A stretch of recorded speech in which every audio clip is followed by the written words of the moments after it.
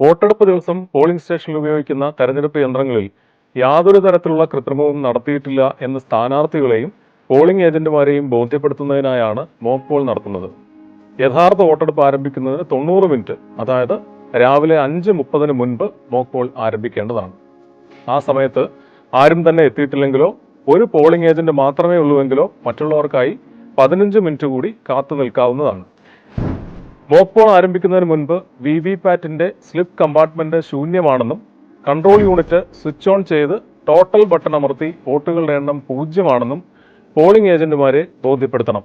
NOTA ഉൾപ്പെടെ കുറഞ്ഞത് 50 mock വോട്ടുകളെങ്കിലും ചെയ്യുകയും ഓരോ സ്ഥാനാർത്ഥിക്കും ചെയ്ത വോട്ടുകൾ പ്രിസൈഡിംഗ് ഓഫീസർ രേഖപ്പെടുത്തി വയ്ക്കുകയും ചെയ്യേണ്ടതാണ്. മോക്ക് പോളിന് ശേഷം കൺട്രോൾ യൂണിറ്റിന്റെ ക്ലോസ് ബട്ടൺ അമർത്തി മോക്ക് പോൾ ക്ലോസ് ചെയ്യുകയും തുടർന്ന് റിസൾട്ട് ബട്ടൺ അമർത്തി നേരത്തെ രേഖപ്പെടുത്തി വെച്ച പ്രകാരം തന്നെയാണ് സ്ഥാനാർത്ഥികൾക്ക് വോട്ട് ലഭിച്ചിട്ടുള്ളതെന്ന് ഉറപ്പുവരുത്തേണ്ടതാണ്. അതിനുശേഷം മോക്ക് പോൾ സ്ലിപ്പുകൾ എണ്ണി തിട്ടപ്പെടുത്തി കൺട്രോൾ യൂണിറ്റിൽ കാണിച്ച വോട്ടുമായി ഒത്തുനോക്കി തുല്യമാണെന്ന് ബോധ്യപ്പെടുത്തേണ്ടതാണ്.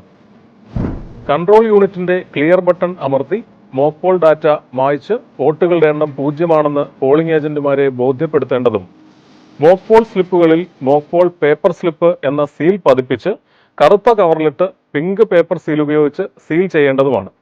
വിവിപാറ്റിലെ സ്ലിപ്പ് കമ്പാർട്ട്മെന്റ് ശൂന്യമാണെന്ന് പോളിംഗ് ഏജന്റുമാരെ കാണിച്ച് അഡ്രസ് ടാഗ് ഉപയോഗിച്ച് സീൽ ചെയ്യേണ്ടതാണ്. തുടർന്ന് പ്രിസൈഡിംഗ് ഓഫീസർ റിപ്പോർട്ട് പാർട്ട് 1 അഥവാ മോക്ക് പോൾ സർട്ടിഫിക്കറ്റ് ശ്രദ്ധാപൂർവം പൂരിപ്പിച്ച് പോളിംഗ് ഏജന്റുമാരുടെ ഒപ്പ് വാങ്ങേണ്ടതാണ്. മോക്ക് പോൾ സമയത്ത് VVPAT, ballot unit, control unit എന്നിവയിൽ ഏതെങ്കിലും ഒരു യൂണിറ്റിന് മാത്രമാണ് തകരാർ സംഭവിച്ചിട്ടുള്ളതെങ്കിൽ ആ യൂണിറ്റ് മാത്രം മാറ്റിയാൽ മതിയാകും.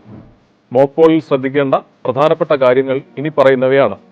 മോക്ക് പോളിൽ കുറഞ്ഞത് 50 വോട്ടെങ്കിലും ചെയ്തിരിക്കണം.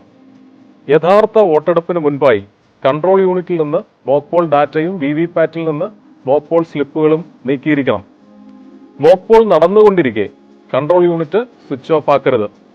ഇത്രയും കാര്യങ്ങൾ മോക്ക് പോൾ സമയത്ത് പോളിംഗ് ഉദ്യോഗസ്ഥർ നിർബന്ധമായും ശ്രദ്ധിച്ചിരിക്കണം.